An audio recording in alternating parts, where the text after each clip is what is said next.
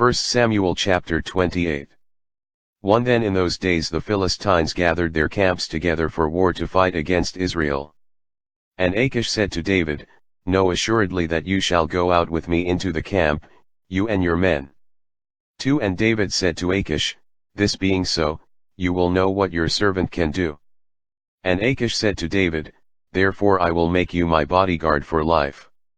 3 Now Samuel was dead, and all Israel had mourned for him, and they had buried him in Ramah, that is, in his own city. And Saul had the mediums and the soothsayers put out of the land. 4 And the Philistines gathered together, and they came and encamped in Shunem, and Saul gathered all Israel together, and they encamped in Gilboa.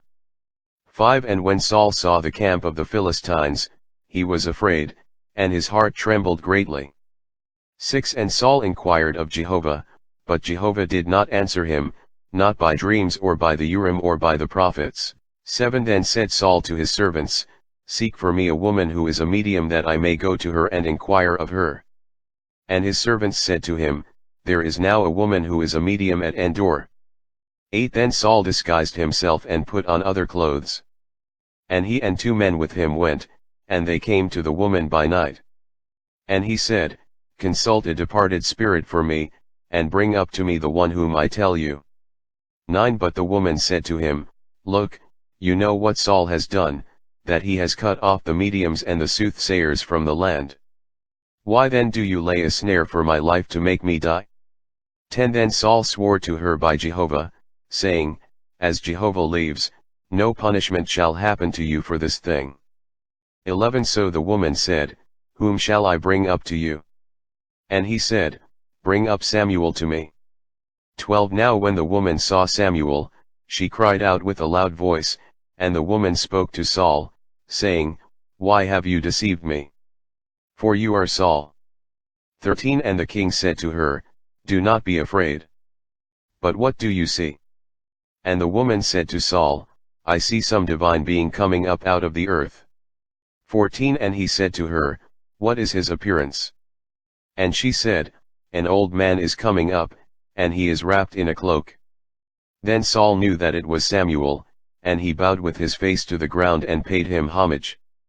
15 And Samuel said to Saul, Why have you disturbed me by bringing me up?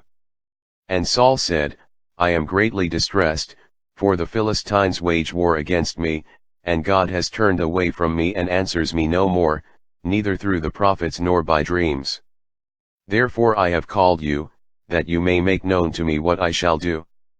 16 And Samuel said, Why then have you inquired of me? For Jehovah has turned away from you and become your adversary. 17 And Jehovah has done for himself just as he spoke through me, for Jehovah has torn the kingdom out from your hand and given it to an associate of yours, to David.